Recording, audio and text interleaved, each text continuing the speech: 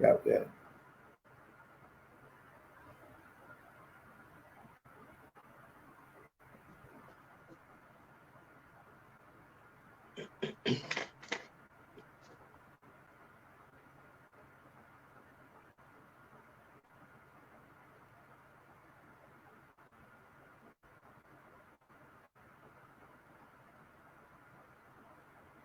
Yeah, we are live on air.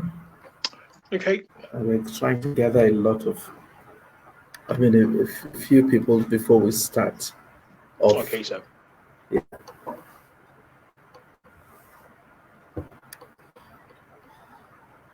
I hope a lot of people are following the rules in Nigeria, because Well, from you have to looking at the tell us news because.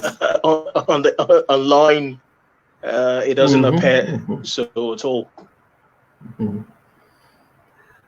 We want to seize this opportunity once again to welcome you all to our health segment, our talk show tonight. And tonight we're going to have distinguished personalities, health experts, to give us a breakdown as to the COVID 19. Well, I will call it the COVID 19 update. We have three guests, two from the UK and one from Nigeria, who are medical experts, and we want to share a few things about the uh, present COVID experience that we are experiencing. I mean, that we are going through all over the world. You will agree with me that the world is passing through tough times, and this virus has left many sick. Many have recovered, but sadly, many dead. Yeah. For now, there is no cure. The only thing that we have been admonished to do is to take necessary precaution. However, there's the need to sensitize the general public that there are other health challenges apart from the COVID 19 that people Yeah. are facing, and we need to also address such health issues so that it's not the COVID 19, the coronavirus that we have to be facing all through our lives. So the health talk tonight discusses health, safety, and well-being in the COVID-19 period. It examines safety measures we should take to keep our health intact so we do not, in the process of trying to run away from COVID-19, get entangled in on other health issues. We have three people that will be discussing issues with us. One is already uh, right in the studio here. Uh, and the person in the studio presently now is uh, Dr. Akin Akinkunle, who is a safety lead, a group health and safety lead with the Fertility Partnership in the United Kingdom. Uh, will be welcoming the medical director of Medicare Hospital, Dr. Dakpayeni, and also will also be having the founder, stroke CEO, as the Precision Foundation, Dr. Gwimisola Boyede. But let me seize this opportunity. Okay, we have Dr. Ayeni on. You're welcome, sir. Yes, thank you. Yes, you're on air It's my pleasure. Thank Yes, you I am very aware. much. I hope I'm not too dark here. I think you're okay. If once I'm okay, once you think I'm okay, then I think I'm good to go. Yes, if you find a place that is brighter, we can. Okay, let's see whether I can do that now. Okay. While you do that, let me welcome Dr. Akin Akinkule. You're welcome. And I want to ask this question. I'm not a medical doctor, sir. Okay. I'm a health and safety professional. Okay. You are welcome all the same. Thank you, sir. Let me start with this question. Okay, sir. Do you believe that this coronavirus actually exists? Yes, it is real. It is a ravaging monster, yet unseen one.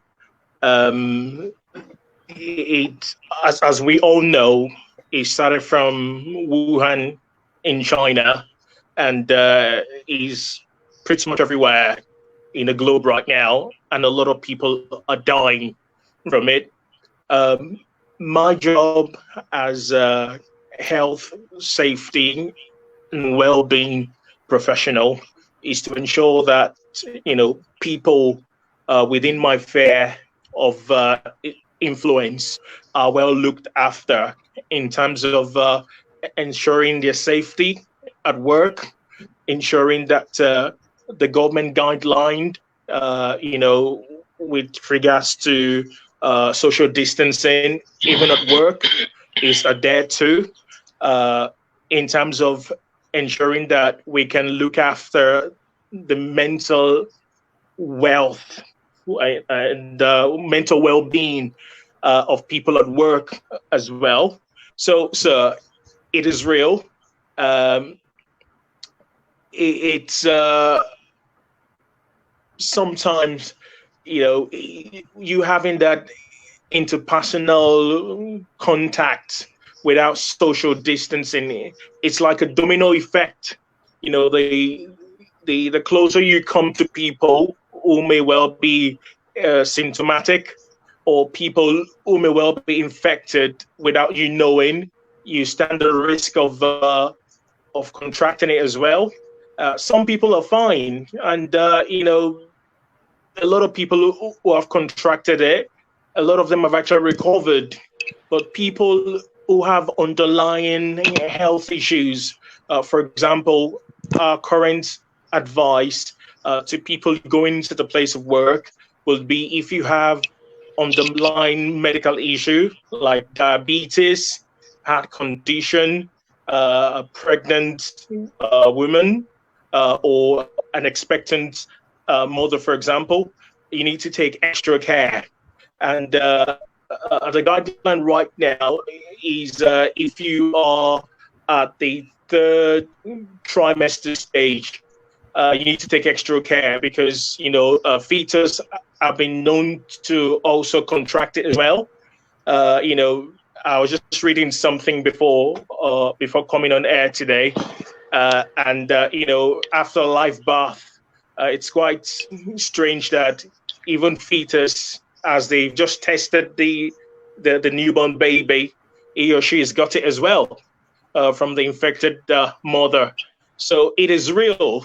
It is, however, disheartening that we have our people back home who are not aware of this ravaging monster. It's a leveler. It doesn't respect anyone. And for a lot of us in the UK here, it seem to disproportionately affect people from ethnic minority backgrounds. So that is people who are on the front line. I'll give you examples. Bus drivers, people doing care, medical professionals, doctors, nurses, care workers, and a lot of them have actually died in droves, which is disheartening. So, sir, it is real. My prayer right now is that COVID-19 doesn't take hold of Nigeria, because if it does, with sorry to say, porous health care sector, it is going to affect a lot of people.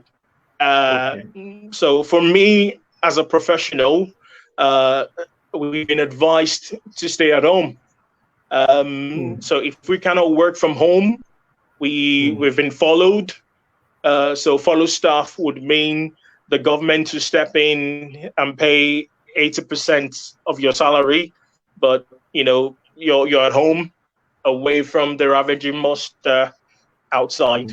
But don't let me depress you, sir. Things are looking up now, because it's beginning to plateau, and although sometimes the death rates in the UK might go down to I think yesterday it was just over 200 people, but today it's now about 600. So it is real. Yeah. Wow. Let me seize this opportunity to welcome Dr. Gbemisola Boyede. You're welcome. Good morning. Yes, ma'am. That's Sir Dr. Dakwayeni. I want to ask if it's the same COVID-19 that the UK people are fighting that we in Nigeria are also fighting. Well, is it thank you. A different COVID? Is it a different COVID-19? Well, thank you for this question, which I believe quite a number of people have actually asked this question. But the truth is, it is the same COVID-19. That's the answer to that question. Incidentally, there are so many things that will be at play that are still undergoing investigations. And I want to say, like I said the last time, sorry about the last time, I wasn't able to complete the program for technical reasons, not on your part, maybe on my own part, but today it won't be so. So, like I said the last time, COVID-19 is a new disease. In fact, it's a new virus. And as it is, there is much more of, we can say safely that it is work in progress. We haven't actually reached the point where we can sit back and relax and say, yes, we're on top of our game. That's why a lot of things are going on out there. Like the question you just asked, maybe it's a new disease or it's a new virus, whatever. I mean, maybe it's a different disease or it's a different virus from what we're having in UK and some other lands. But nevertheless, for the level that we have got into, I would say it is the same virus we are dealing with. Thank you, sir. Dr. Gbemisola Boyede, I remember the first few weeks of the COVID-19 debacle. You were raising the red flag. In fact, you were all over the internet like a mad woman, telling whoever cared to listen that, look, this thing is real. This thing is real. Get in. In fact, I was watching you every five minutes. You were dishing out warning signs. Now, looking back, I want to ask, are you satisfied with the level of compliance, especially in Nigeria? Because you were doing this because of Nigeria, even though you're in the UK. Are you satisfied? Thank you, Dr. Ekilome. Thank you for the opportunity to be here. I won't say I'm satisfied, but I'm really impressed that we eventually got the message, because initially we were too relaxed. The government was so relaxed. Everybody think this was just one of those things. We were going by the Ebola glory and all those kind of experience we've had. But I was happy. I think what really brought the game changer was when coronavirus decided to go to Aso Rock. And then when it got to Aso Rock, people realized that, yes, we are really dealing with it.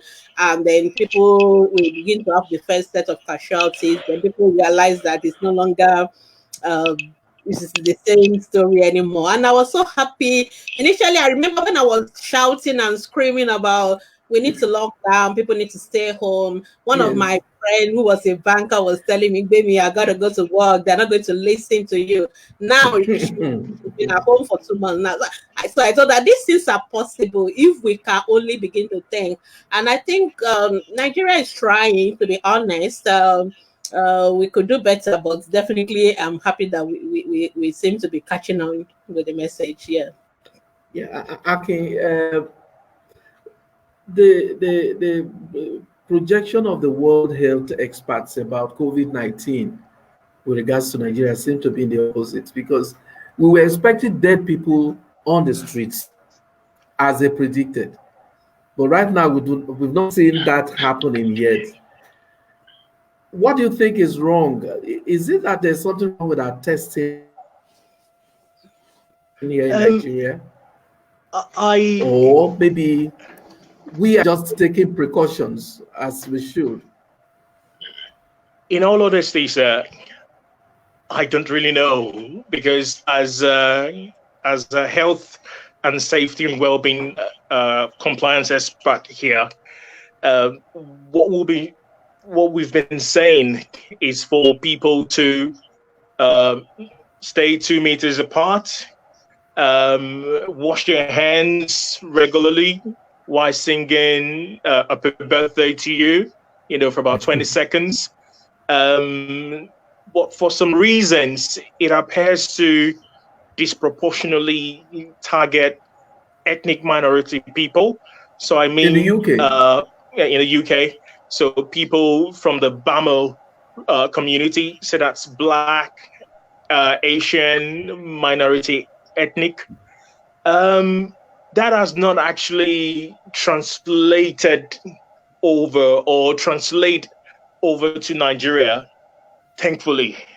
It is the same thing. It is the same virus, but I think positively now, people are beginning to get the message, smell the coffee, so to speak, because it's actually, not funny, the way it has targeted people here, a whole family getting COVID-19.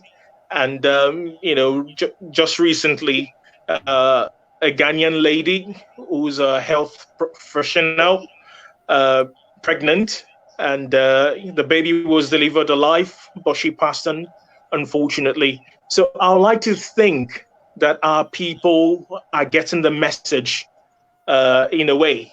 So that is good, because we haven't actually seen the body count, so to speak, go up. So in a way, that's good news. Whether we're doing something different in Nigeria compared to the UK, that itself, I cannot say. But from what we've been drumming to, to people who are still going out to work on the front line, apart from undertaking a risk assessment or method statement, is to ensure that they wear adequate PPE. Why it's not actually taking hold of Nigeria in itself, it beggars belief. But I like to think is because we have a lot of people of faith.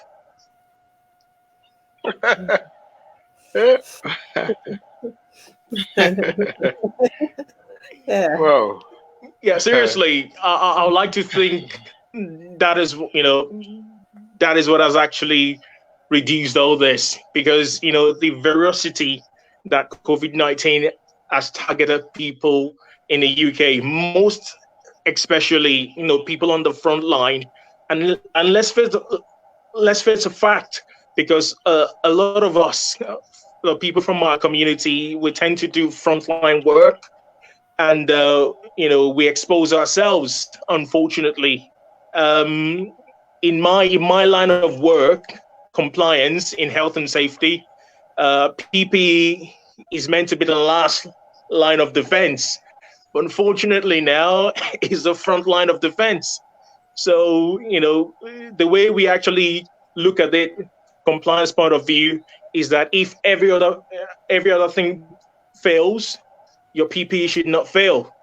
But we seem to have a lot of PPE in UK, but still people are still dying in their thousands. But in Nigeria, if you put it side by side, we don't seem to have a lot of PPE in Nigeria, but we have a very low mortality rate. So I think there's the hand of the divine at play.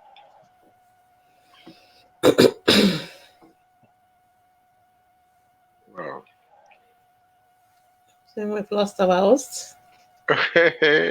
Yes, Wow. them. What happened to our host? I don't know. Well, maybe we could just interact, because hello. I think we should just interact so that Okay, sir. I want to take it from where Mr. Akinkunle stopped. The Nigeria factor there is still an aspect of the Nigeria factor we have not tapped into. And I can bet that that is playing a very significant role in the fact that we are not getting proportionately or a kind of proportional morbidity. Now, I want to say it, even though I may not have the facts, but I think it may be necessary to think of it. That is thinking beyond the box. Okay. We have, as we speak, at least some cases that are on ground, and I'm so unhappy that they have not been investigated. The Oyo State governor took some medications. He said black seed, honey, and some other things that he took. From positive, it became negative within a week. I know he would have some influences. He would have people that want to tap into it unofficially. And as I'm speaking, I'm sure there will be people in their homes that are not coming out. And they're just trying all these alternative approaches. And by trying the alternative approaches, it's working for them. Because it's working for them, we're not seeing people dying on the streets. Just as somebody said on CNN the other time that Africa, we're going to have a lot of dead bodies on the coast of Africa or whatever, on the continent of Africa. We're not seeing them. I want to believe that there's a lot of things that are happening to the alternative side of COVID-19 treatment that the government is not privy to. And because it is happening this way, it is making it difficult for us to be able to appropriately position the report to reflect what is going on in the country. The way to this is to, as much as possible, do rural, a kind of sensitization. This thing is not a killer disease. It's not going to kill them. It's not a death sentence. Let them come out. We're also interested in the things that they are using. Let's get it more and more refined for them, so that we can get results wholesomely. I think it's like our host is here. I don't know. Yes, I'm back. Please go ahead. You're back. You're back. I don't know if you heard what I said, or maybe I should just repeat what I said. No. Just continue, sir. Continue. Okay. So, in a way to explain it, why we are not having that same results that they are having in UK or in America or in some other place, may be an aspect that we have not looked into, which is what I just told us now. That's one side. The second side, again, is that whatever, let me just use Lagos State that I'm familiar with as my reference point. Like I said in a particular forum that I was speaking in this type of light, and I said that whatever that the Lagos State is doing to achieve results, they should replicate it in other states and ensure that we achieve the same level of results. And I believe that is silently going on. And that may mean that, yes, if we now join the two forces together, I'm sure we're going to achieve some surprising results that will shock the world. Thank you. Yeah. If I can come in there, yes. I actually agree that there are a lot of things about coronavirus that we don't understand. And to be honest, the entire world is still shocked that our mortality in Africa is relatively low. Because when I went in another forum where we're having this kind of conversation, I went into the records. In UK, on March 23rd, they had just 400 deaths on March 23rd. By April 23rd, they have 19,000 deaths. As we are speaking now, UK deaths has gone to 40,000. That is the highest in Europe so far. Now, I know that we are not testing as much as they are testing the rest of the world. We are not testing as much. But it's also obvious that we are also not dying as much, because no matter how much of the testing, even if we are not testing, if we are having a lot of deaths, we definitely know, because the graves and all the burials we help us to know that people are actually dying. So definitely for whatever reasons, which we are still researching into, Nigerians and Africans are not dying as much from COVID-19. Why US and UK are having such high fatality is there are lots of postulations that people have made. Number one, we have a relatively younger population, and we know that COVID-19 is relatively, the younger people tend to survive it better compared to the aged Older population. people. And UK and Italy and some of these countries have a high population of elderly people. And even when you analyze the UK deaths, because I tend to get a daily report of all those deaths and the breakdown, most of the deaths are seen in people above 70 and all that. So in fact, right now, everybody above 70 is on compulsory, very strictly shielded. They are not supposed to come out the end of June. So we know that most of our elderly people here in Nigeria, we're not that many. And those who are really like that, most of them tend to be in the villages that are not relatively as exposed. So that is a possible explanation why Africa. Then people are beginning to wonder, does it have to do with our weather? Because it seems like people are beginning to think whether this virus is not a virus that like hot weather, which is what we are blessed with in Africa. We are not sure. But this is another because most of the countries that have had the highest rate, like UK and all that, Italy, these are places that are temperate. And we notice that as the weather begins to get warmer, whether it is or not, these are all theories. I'm just giving an explanation. We notice that as we begin to get into summer in the UK now, the rate of infection has actually dropped, and people are beginning to wonder, does it have to do with that? So there's still so many things about coronavirus we don't understand. But whatever it is, thankfully, our death rate, I know we're not testing, and I know we definitely have a lot more infections than maybe what NCDC is reporting to us, but definitely we are also not having as many deaths, at least in Lagos. Okay. But whether things are going to change, because this virus has a way of you are climbing the ladder gradually, then you get to like a peak, and it does go on, and people can't believe what is happening. So we are hoping and we are praying, obviously, like my other brother said, that we will not get to that phase where we begin to have what people are projecting. People are already projecting so many deaths for Africa, but I don't understand why. But the truth of the matter is that if you compare the death rates in Nigeria in our 1 month of lockdown, we've not even reached up to 200 deaths, and UK went in 1 month from 400 deaths to almost 20,000 deaths. There is definitely something else going on here that we all don't understand. Okay, when I met a colleague, Dr. Ayeni, when I met a colleague of mine, and we were discussing this issue, he said that he gets the reason why a lot of people do not have this problem is because of the self-help. That a lot of people are taking Agbo. In fact, he was so emphatic. He said that, look, when he got to his farmland, the whole weed had been stripped off by the time they got to know the antidote for COVID-19 as projected by Madagascar.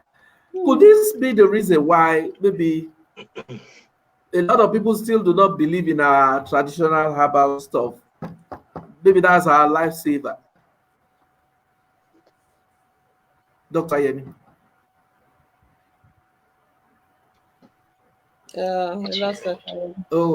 Hello. Okay. Did you hear my question, sir? Can you go over it a little, because I lost. Yes, it's our herbal medicine. Yes. Our concussion and agbo that is actually our lifesaver. Yes. Now, whether we like it or not, this is the truth, and we have to face it head on. That we need to look at the alternative aspect of therapy. We need to go there. Let's invade them and find out how we can embrace them and help them. Because there's no doubt about it that there is still something about that aspect of medicine that is going to be useful for dealing with COVID-19. Look at Madagascar. The preparation or whatever that they use is from a plant. In fact, somebody was even analyzing that plant, that this plant looks like the Nigerian ewedu. That's the way he just analyzed it. But nevertheless, if we can look at what God has blessed us with in this country, Nigeria, let us drop our pride. Let us drop all the grammar, all the degrees that we think we have. And let's come down to the level of this. It may be difficult. I remember, I would just say it because I actually said I'm going to mention it in this program when I was preparing for this program. Some years ago, somebody, I think I just went to church, and one of the members of the church just gave me a cream, an ointment, and said, "Doctor, take this ointment. Please help us try it on your patients." That would be like tomorrow. What put me off was that he said it's going to cure all skin diseases. Of course, I know that that's not true, but nevertheless, I took it from him, and when I got to the hospital the next day, the Monday, to my surprise, all the people that came for treatment on that day were complaining of one skin condition or the other. I don't know how that happened. Was it a sheer coincidence? I don't know. So I just dispensed this herbal whatever to them. And I didn't bill them. I just said, just have and go and use for fungal infection of the skin, for this, anything that I was just doing that. And within few days, they came back to say, "Doctor, please, I want to be a distributor for that product. I want to start helping to sell that product." I think that product is very, very effective. Are we together?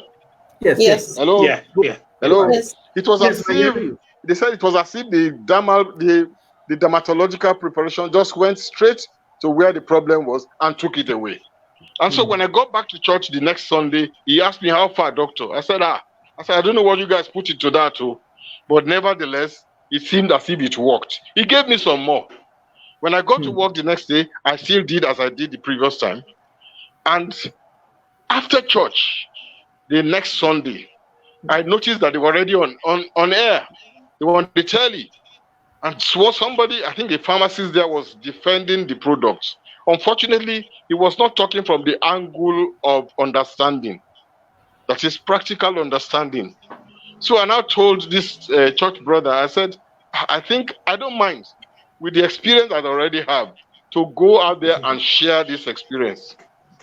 And he allowed me, and I went. That very Sunday that I went for that program, you won't believe it, that the next day, they barraged their office in Lagos and started buying those products just like that. And within a short space of time, the people became millionaires. It was after a while that my colleagues in the medical association, they just called me and said, "Dr. Eni, do you know what? This thing that this product endorsement that you're doing on the telly, something it can boomerang. You people need clinical trials," which was what we went out to now do. It was in the course of the clinical trials, we now found some other things that were associated, I don't want to mention it on this program, but it was contrary. And so that program and that product, they were dismantled and discontinued. But where am I going? Is that this is something that has some good in it. There's a way that they can go through clinical trials, and we remove that which is that bad side effect away from it and help them to develop this, and then we can come up with something better. So what that is telling me is that indeed Nigeria has a lot of resources which we need to come out and enter into, so that maybe this COVID-19, like I said it the last time when I came, maybe it's an opportunity for Nigeria to shock the world. Let us embrace these products and see as we can be able to make use of it. Because one of the reasons why I don't have figures for this, but I can infer that one of the reasons why we are not recording these deaths is that, really coming to what you said, that they are possibly going through these alternative measures to get rid of this thing, and they are not known to the government. He said a lot of people are going to the villages to get self-help. Dr. Gobisola Boyede, at the beginning of the COVID-19 experience, you were shocked that children were not infected. And you mentioned it in your page. Is that still the same? Hello? Oh, she's off. Yeah. Okay. Come back. Okay, I think she's back now. Oh, she's trying to. She's not back. Because she's a pediatrician. Because yes, I'm sure yes, I remember that at the beginning of this COVID-19 debacle, children, it was observed that children were not main casualties. Yes, they were not. She's back now. Okay, she's back. Okay, and Dr. Gbemisola was shocked. In fact, she said that the whole world too is shocked that children are not as affected as the adults. Is it still the same? Okay. Thank you. Sorry for that break. Yes, we are now having children getting infected. As at the time I made that post, I think maybe very few children. It's not as if children are not getting infected, but they were not getting very sick.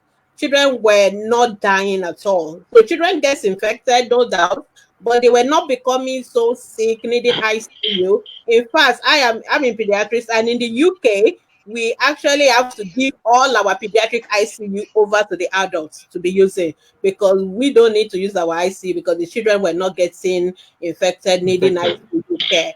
But over the years, over the few months after, a few children have died. We've had up to a 6-week-old child dying in UK. I think that's the youngest person who has died so far. So children are now dying, no doubt, but comparatively, comparing to what we are having in adults, it's still very, very few deaths in children. Why that is, I don't know, but we think it's there's a lot of the immune system.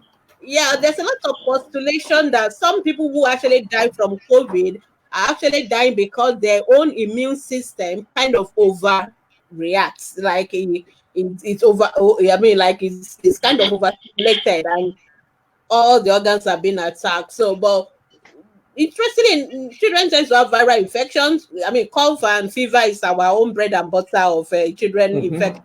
So, interestingly enough, so would have expected that children will have a lot of COVID infections, but why that is so, we are not 100% sure. But there's a lot of research going on, and we think it may have to do with the kind of immune response that children, tend to have, and so children get infected, but they are not getting so sick, and that is a good thing for us as pediatricians, because we are so happy that we don't have to be dealing with children needing ICU and dying. We thank God for that. Okay, thank you. I want to get to you on this issue of the face mask. If you know how we do our face masks here, a lot of people get to the dumping sites, take the used face masks, wash them, iron them, and sell them back to the public. And then we find a lot of face masks being mass-produced by people you don't know their health conditions and their health status. Can you lead us into the way face masks actually should be done? Thank you very much for the question, sir. From health and safety and well-being compliance point of view, this is very simple. Health and safety, first of all, is common sense, but unfortunately, common sense is not common. So the way we should actually be approaching this is to have an action plan, because that, as a safety professional, this is what I do first of all, before we can actually get to the crux of the matter. So, in the UK here, there are two things that's been advised. Number one is the N95 face mask, and number two is the FFP3 rated mask. I know this firsthand because from working in different industries as a safety professional, I've been privileged to actually carry out face fit tests. And this is a legal requirement here in the UK under the Health and Safety of Work Act 1974. That is, you should ensure the health, safety, and welfare of everyone that actually works, within your premises at work.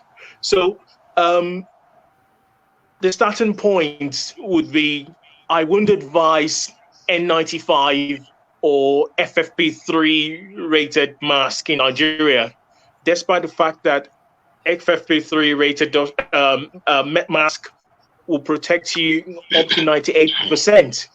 So the Nigerian factor has actually come into play here. Unfortunately, they are very expensive. I quite agree, sir. It's about expensive. £5 upwards.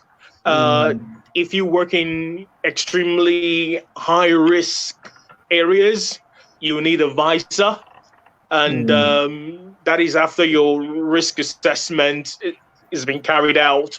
You have an appropriate safe systems of work in place for you. Otherwise, the employer is breaching the law. So the Nigerian factor, unfortunately, is a downside. What I will encourage is that some sort of, protection mask, even if it's homemade, it will help to sort of protect to a certain extent. But I cannot give the same advice in the work environment here in the UK. Because in the UK, before you can dish out a face mask in a high-risk environment at work, you have to do the face fit testing. And the record has to be kept for 3 years, so we have... I'm very concerned about Nigeria here now. I think this is where Dr. Ayedi comes in, sir. You see the type of masks that our people are using. You see the way they are producing these masks. They sell them at the roadside. The people selling them at the roadside, we don't even know how those masks are made. We don't know if some of them are even effective or not. What's your take on this, and how concerned are you about this?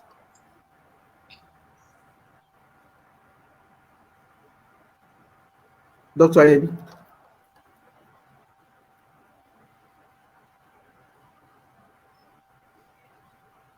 Dr. Ayedi, can you hear me?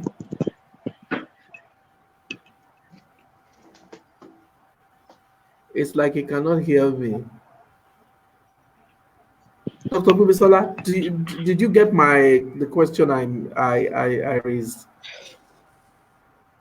Okay. Yes, I did get the question, and the truth of the matter is that masks, initially when the COVID pandemic started, there's a lot of conflicts about should we wear masks or not wear no masks. So there were eventually the guidelines were changing. I'm talking about not the health professionals. Health professionals definitely need to protect themselves because they are dealing directly with people who are having infection. But we're talking about the general public. So initially WHO was like, don't wear masks. Mask is only for those who have infection so that they don't infect others. But eventually that's changed again. So now, and I think some people now say that there's some evidence that masks do give some level of protection. And yeah, so that is why it is recommended that people going out now should wear masks. But the people wearing masks is actually for you to not to infect other people. It's not really like for other people not to infect you. And even in other places like UK and all that, they are not really insisting that you must wear surgical masks or any of those kind of masks. Yeah. Just cover your nose so that if you sneeze or if you are going to drop anything, at least the next person to you is not going to be affected. And there should still be that social distancing as much as possible. There's still that gap, that's why the guideline basically is that if you can stay at home, stay at home.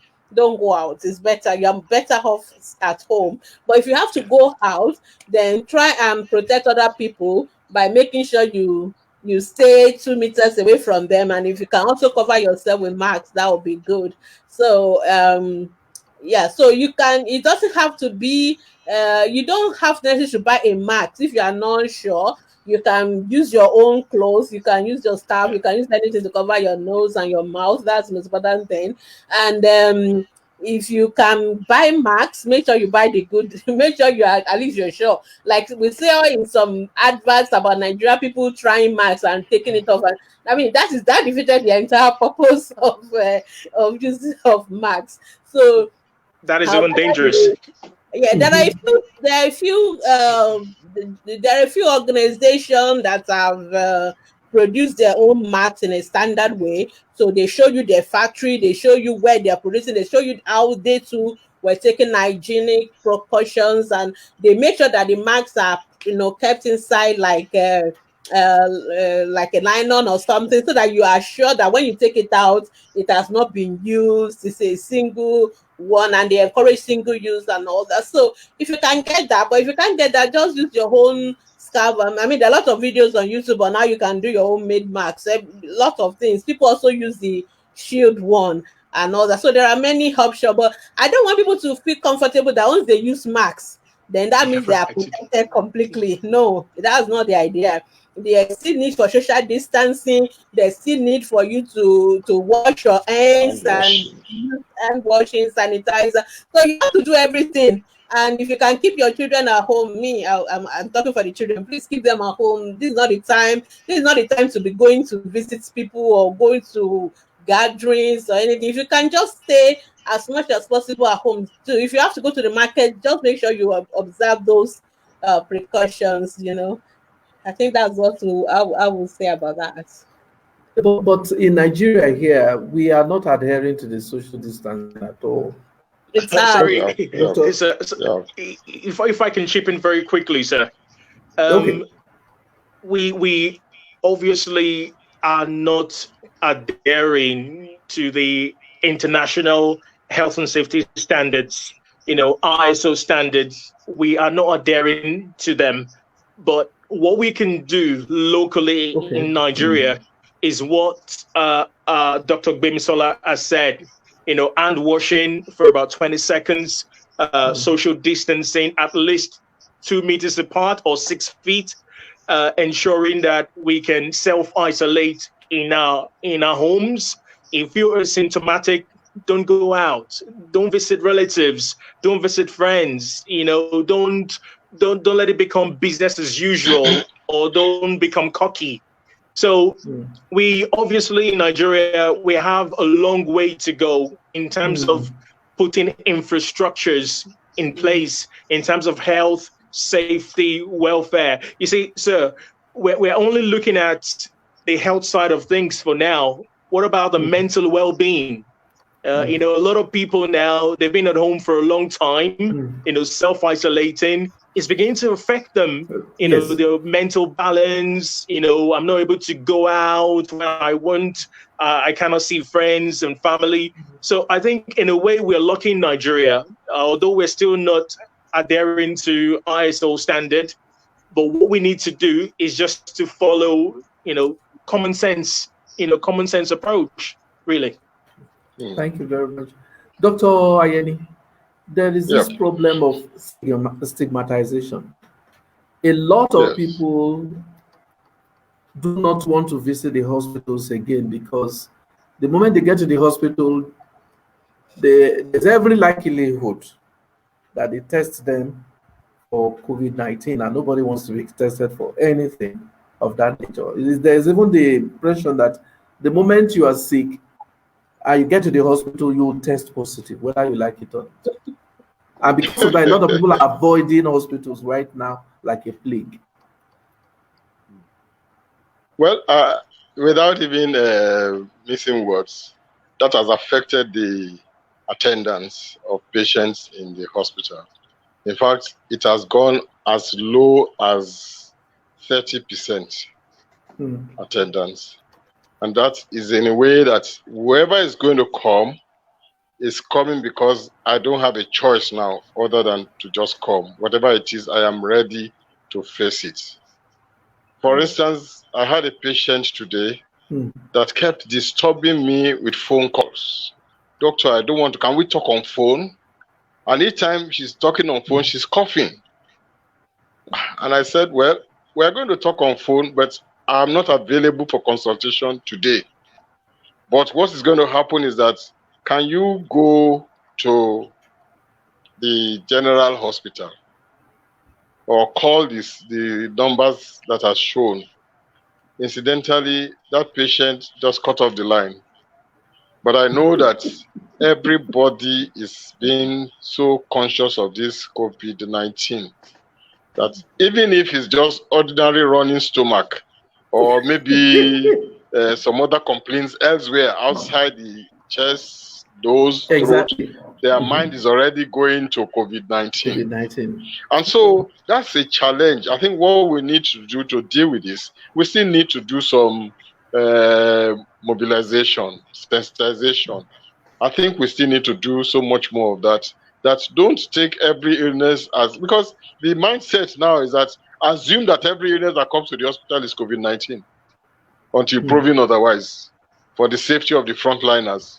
But you see, this is not going to really help them again, because as it is, there are still some simple things that you do. For instance, in our hospital, we try to make sure that wherever you are, you will wash your hand, you will sanitize your hand, you are wearing a mask, and then, of course, before you now come in, we check the temperature to be sure that you don't even have any febrile kind of illness. But I want to also say it here that actually the frontliners, they are at serious risk, especially for those ones that will come asymptomatic. And they're just coming in, and before you know it, you're there. So this aspect of it, we have to tread very gently and very cautiously too, because we don't want a situation in our hands where within the neighborhood, there's so many people that are already having the virus. And that could really mean a real calamity when the complications begin to set in. We need a lot of help in this area. Thank you. Thank you, sir. Dr. Ogubisola, recently the churches were shouting, some churches were shouting wolf, wolf, and smelling rats because they were not allowed to congregate. I want you to shed more light on this. Is there a conspiracy? Really? Are we talking to now about Nigeria now? It's Nigeria. It's you Nigeria. Have been in the listing for 2 months now. Nobody is complaining. But here in Nigeria, they say that the markets are allowed to open, yet the churches are not allowed to open. That it's a conspiracy. Okay, for me, what do you say about that? To douse the minds of people, really? There is absolutely no conspiracy. We are privileged to be living in a time and age of IT technology. We all know what is going on in the US right now. We all know what is going on in the UK now. You don't even need to have a what's it called now, cable TV. Just come on the internet, you can hear what Donald Trump has said, you can hear what Boris Johnson. Everybody is seeing what is going on. People are dying, the world is confused, people are trying to fight this virus. It's an attack of the world. It is not singled out for Nigeria. So, and these are people that have more deaths than cause, and they are still struggling. And these are people, this has made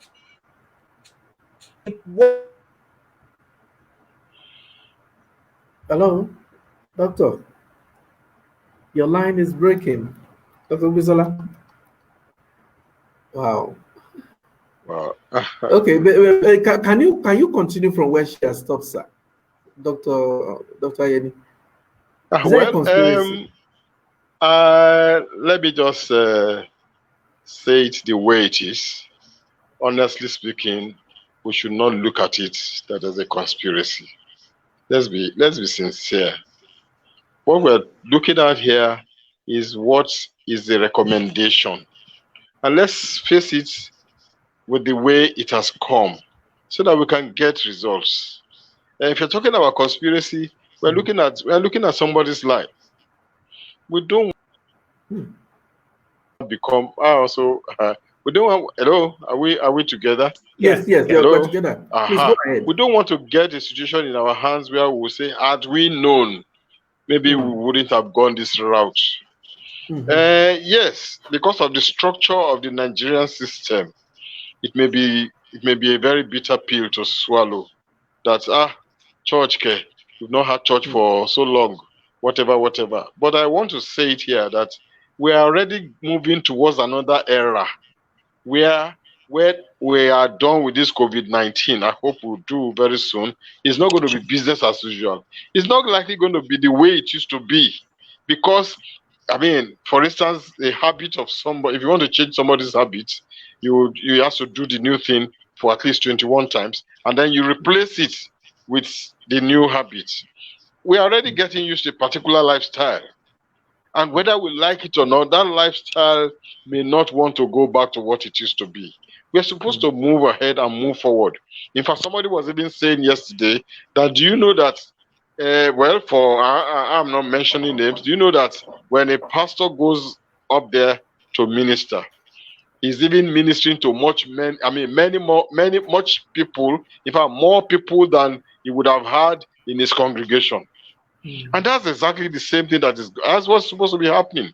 I think we need to sit back, go back and put on our thinking caps and reason, how can we make the best use of this situation such that after COVID-19, we are already better off. We have moved ahead of it. And that's the way I'm looking at it. So that the conspiracy thought of it, or conspiracy aspect of it, will be removed from our minds. Let us clear our minds and let's face the truth and let's look at where we're going. So that at the end of the journey, we will say, thank God we all took this route. At least we know where we are now. If people are afraid of losing membership, leave that one to God. And I know that it is not just about, people are also getting more and more spiritually developed. I am sure that if we go deep into the minds of people, especially sincere people, in fact, you find out that you have much more time to even read your Bible. You have much more time to even fellowship, because it's not just physical. Of course, I'm not leaving out the physical. I'm not saying that we will not have the physical one. But for now, because of this matter that is on ground, let us allow it to go. And I'm sure very soon we will get back.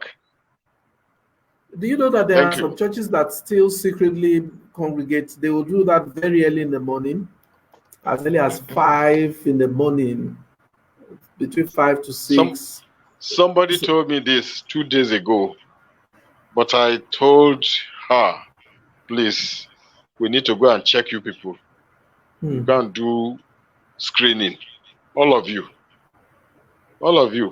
And then, before you know it, a whistleblower will go on. And then they come and pack all of you. Because that is wrong. It is against what the land, or what the country is saying. Yes, exactly. It is wrong. So let us do it properly. It doesn't mean that if you don't congregate at that time or whatever it is, then you're already a sinner or you're a backslider or whatever. So, and I want us to appreciate the essence of what. I hope you are hearing me. Yes, I am. Go ahead. Hello. Sir. Yes, sir. I'm hearing you. Yeah. Go ahead. Okay. Are you with me? Yes, I'm with you. Okay. Sir. So I don't want a situation where we will get to, and we will now find out. Hello. I can hear you, sir. I can hear you. Yeah. I said I don't want us to get to a situation whereby we can no longer handle the matter again because somebody has broken ranks. Let's just go ahead with what is going on now. And if you see anywhere they are congregating, please report. I think that's what I would say. Report. It is for our own good. It is not because of about what are we talking about? In fact, let me just bring that in. I have a pastor friend who I went to greet him after his church service, and inside his office, he showed me the offering box or offering basket or whatever where they put the church offering. And what I saw there, I said, is this the church offering? He said, no, that the real givers, they give online. The real people, they give online. That is like, whether you like it or not, if you have the understanding of what you want to give or whatever you are doing, you will still do it. You don't even need to be persuaded. It doesn't mean that if you don't come together in a physical structure, you will still not be able to do what you're supposed to do. So let us clear the minds of everybody. Let's let people know that this period is just the way it should be, and let's let it go. When we are done with it, of course, everybody will smile and we'll thank God together. Yeah. Are the pastors, Dr. Gbemi, are the pastors complaining in the UK? Oh no, not at all. Are they also smelling a rat? No. Not in fact, most of them are, because most of them are very supportive of the government. They always want virtually every church has brought out a statement to say this is what the government is saying now, and this is what we should do, and we should comply. So most churches are spending time praying for the frontline health workers, asking, that's good. What are you doing? A lot of them are volunteering in chaplaincy, because each of the hospitals has like a chaplaincy where if somebody is about to die or the staff, they need prayer, somebody is there. So the pastors are actually finding their own role. It's a country that is quite good on volunteering and all that. And I've seen a lot of people have been throwing challenges to our pastors as well. Instead of us fighting the government's guidelines, why not let's take more time to pray against the virus? If the virus disappear, if there's no infection again in Nigeria, we're all going to go back to our churches, and then we're all going to live together. So that is what I think to channel our prayers on. Sorry, the internet went off when I was answering that question.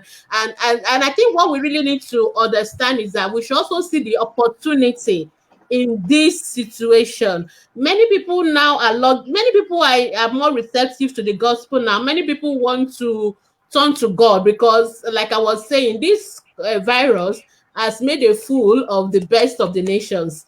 US, and these are the best nations. These are the people that have health system. These are the people that think they know it all.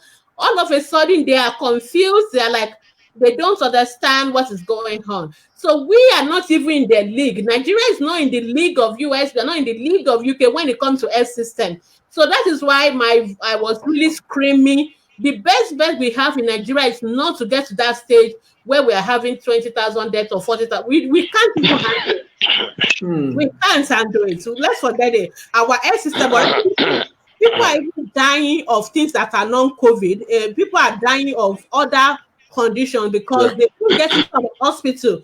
A man was posting on social media the other day. He called the Lagos State emergency. Somebody had an accident on the road. When he was coming back, he made that body still dead because nobody has responded. We don't have any emergency system in Nigeria. We don't. So we should not even start comparing ourselves. The best we know, which I think what our pastor should do, is to pray. Let's pray that this virus should go away from us, and we don't have to deal with what US or UK or Italy has dealt with. We don't have that capacity at all. We don't have the health system. How many ICU beds do we have in Nigeria? The whole of Nigeria, we don't have up to 200 ICU beds. The whole of the whole country, and that is the truth. So most of the people that we're not even putting people on ventilators. How many ventilators do we have? People that have thousands, I think we don't have enough. Please give us more. I think the president of US has promised us 200, but we don't have those facilities, so we don't even have capacity. Already, the Lagos State is saying that our all our beds are used up. We are barely at 3,000. Or how many cases do we have now? And all our beds are used up already, so we don't even have capacity to deal with those heavy numbers. So if it is for us to stay in our houses and not to go to church, that will help us. Please, we should do it. We should pray. And I believe that God hears us, whether we stay in our house or we stay in a cathedral. After all, the early churches they were meeting in the houses. They were not meeting in any building. So what are we talking about? It's really very initially I was very, very disturbed, but I thank God that the government, at least, I really want to commend the Lagos State governor. He has really tried a lot, and I think that's a good example of leadership. He took it upon himself, and every other person is following Lagos State, and that is good. And you can see Lagos State is trying, they're opening more beds, they're doing their best. So please, we should cooperate with our leaders. And I think one of the things as Christians is that we should subject ourselves to higher powers. And I think our pastor should be leading us to follow that biblical principle, not to be, because what people don't realize that pastors carry a lot of weight in Nigeria. And when a pastor says something, people are going to follow it because they command that kind of respect. So we don't want them to give a kind of message that will make the people to make a fool of everything the government has been doing. So it is very important that we all take our life in our own hands now. That's where I put it, and make sure that we are alive. It is people that are alive that will go to church, that will pay offering, that will pay tithes. If people die, where would they get time to do that? So that's my own message for the Nigerian church. Please, this is not the time. Very soon we will get there, but we should be patient. Even here now, they are so scared of how they are going to come out of this lockdown, because the way we come out of the lockdown is even more important than the lockdown itself, because you don't want a second wave of giving and see happen again. So we are really worried about second wave. And when you think you are over it and you don't, that's going to be difficult. So we don't want that at all. Thank you very much. Mr. Akin, what's your final shot to Nigerians? I just think we should adopt the common sense approach. I know that we don't have infrastructures on ground, facilities, but, we can easily wash our hands.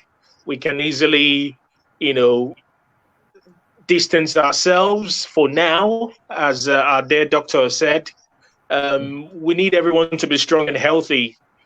I'm kind of very happy, looking at the numbers in Nigeria, which is relatively low, bearing the fact that in Nigeria, 45% of our population live in poverty.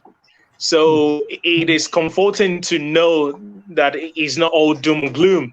So people are still surviving. So my advice from health and safety point of view is, please just isolate yourself if you can. Also from a mental health point of view, talking therapy will help. Pick up the phone, converse with your friend. If you're struggling with this, don't keep it to yourself alone, because even where I work right now, we're offering both patients and staff yoga classes, online yoga classes, so that we can sort of toughen our mental health in these challenging times. So it's very, very crucial that we please heed what all our health professionals have said. And I think our government now, more than ever, need to have a concrete action plan on how we're going to move forward from here, because COVID-19 has actually embarrassed us as a country. We now need to look inwards now, set concrete plans, how we're going to bolster our health sector. We have a lot of Nigerian doctors in America, in the UK, drain of talent. We are thinkers as a nation, but let's be doers as well. We need our government to actually pick up the gauntlet now, create a concrete action plan for us on how to strengthen our health sector. Because in a way, I'm just kind of glad that looking at all our challenges in Nigeria, the 44 million deaths projected for Africa is actually coming to pass. So I'm very, very happy. But what we just need to do, finally, adopt the common sense approach. Don't go visiting your friends, please, at this challenging times. If you're working in a critical sector, for example, health, for example, probably in areas whereby you cannot maintain the distance 2 meters apart, cover your nose. If you can wear a visor, please do. Anything ever helps, just like Tesco. Thank you very much. Dr. Ayeni. your final shot to Nigerians. Well, actually, not just to Nigerians, but to the government of Nigeria. Right now, there is no sync between the government doctors and the private doctors. We had a meeting 2 days ago, and we were like almost begging for information as regards how we can come into the situation, and because the private doctors, they are the frontliners. They're the ones that the patients will come to before we begin to go. But these private doctors, they are defenseless.